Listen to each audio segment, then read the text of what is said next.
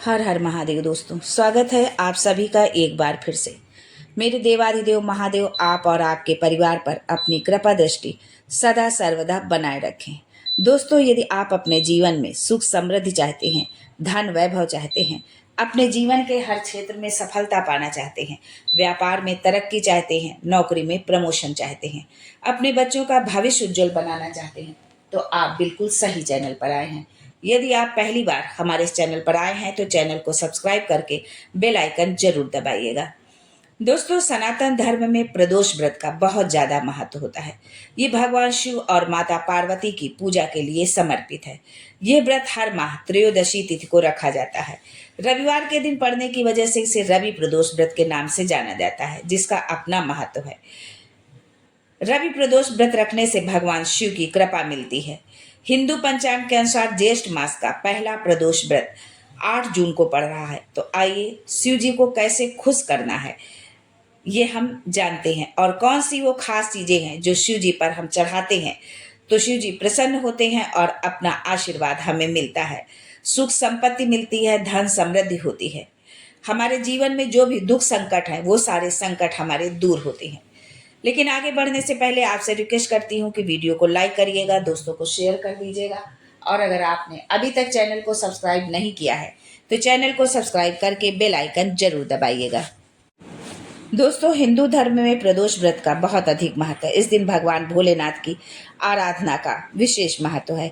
हिंदू धार्मिक मान्यताओं के अनुसार प्रदोष व्रत के दिन भगवान शिव की पूजा अर्चना और व्रत से भोलेनाथ प्रसन्न होते हैं और अपने भक्तों की सभी मनोकामनाओं को पूर्ण करते हैं।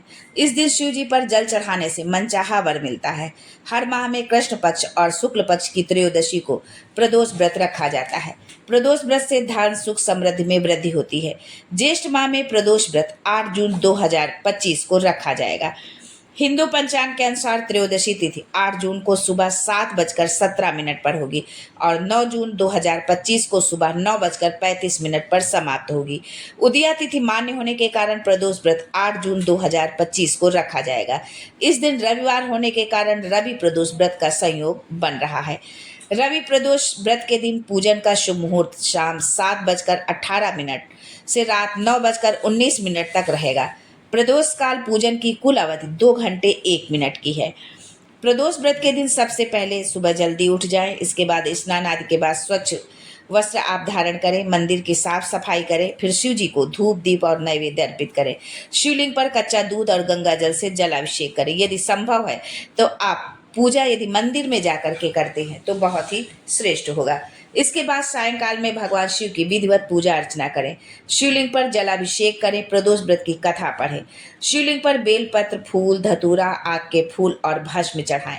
इसके बाद शिव जी के बीज मंत्र ओम नमः शिवाय, शिव महापुराण का जो है मूल मंत्र जो है श्री शिवाय नमस्तुभ्यम का आप 108 बार आप जाप करें, शिव चालीसा का पाठ करें और अंत में शिव गौरी समेत सभी देवी देवताओं की आरती उतारें। आप शिव चालीसा का पाठ आप किस तरह से करते हैं ये भी बहुत मायने रखता है। यदि आप सही ढंग से पाठ नहीं करते हैं तो आपको उसका कोई भी पुण्य फल प्राप्त नहीं होता है। दोस्तों, कच्चा दूध रवि प्रदोष व्रत के दिन शिवलिंग पर सबसे पहले जल और फिर उसके पश्चात कच्चे दूध से भगवान शिव का अभिषेक करें। ये भगवान शिव को बहुत प्रिय है और इससे मन को शांति मिलती है। इसके साथ ही सभी दुखों का नाश भी होता है। इस शुभ दिन पर बिल्वपत्र चढ़ाना भी बेहद शुभ माना जाता है। ऐसे में शिवलिंग पर कम से कम 3 या 5 बिल्वपत्र चढ़ाएं। ऐसा माना जाता है कि बिल्वपत्र चढ़ाने से शिव जी खुश होते हैं और सभी मनोकामनाएं पूरी करते हैं। भगवान शिव को धतूरा और आग के फूल बहुत पसंद है।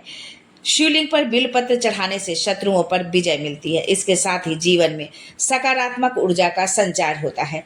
आप धतूरा और आग के पुष्प चढ़ाते हैं तो आपके जीवन में जो भी दुख संकट है वो सारे संकट दूर होते हैं।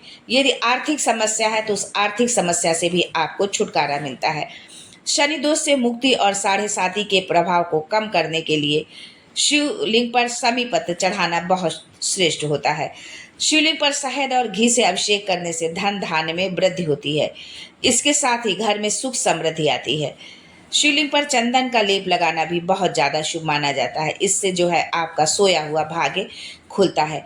आप जिस भी चंदन का लेप लगाते हैं वो चंदन आप घिस के लगाएं, जो बना बनाया चंदन आता है इसका प्रयोग आप ना करें।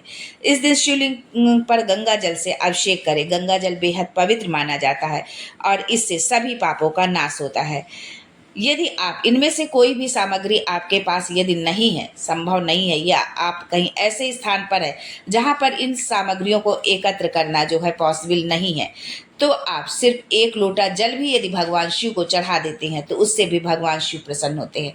हमारे गुरुजी पंडित प्रदीप मिश्रा जी कहते हैं कि एक लोटा जल सब समस्या का हल। यानी भगवान शिव हमारे अवघड़दानी है, बहुत भोले भाले हैं। अगर हम एक लोटा जल भी उनको समर्पित करते हैं तो उससे भी वो प्रसन्न हो जाते हैं। बस हमारी पूर्ण आस्था होनी चाहिए, हमारी भावना होनी चाहिए और हमारा विश्वास होना चाहिए। यदि हम विश्वास के साथ जो भी चीज़ हम उनको समर्पित करते हैं वो प्रसन्नता के साथ उसको ग्रहण करते हैं, और जिस भी उद्देश्य से, जिस भी कामना से ये हमने वो चीज़ उनको समर्पित की है या उनसे प्रार्थना की है, तो वो हमारी कामना जरूर पूर्ण होती है। भगवान शिव उस हमारी कामना को जरूर पूर्ण करते हैं।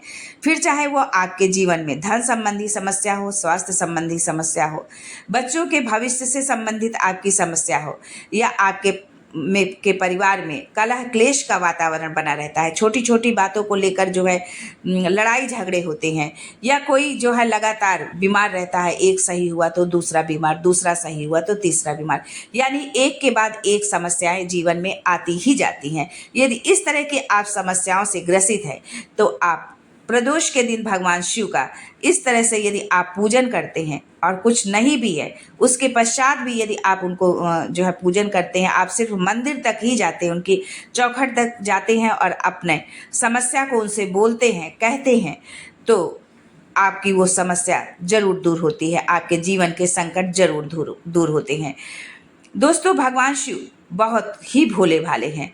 उनके जो भी हम पूजा अर्चना करते हैं या हम घर पर करते हैं, घर पर करने से ज़्यादा श्रेष्ठ होता है मंदिर पर जाकर के करना।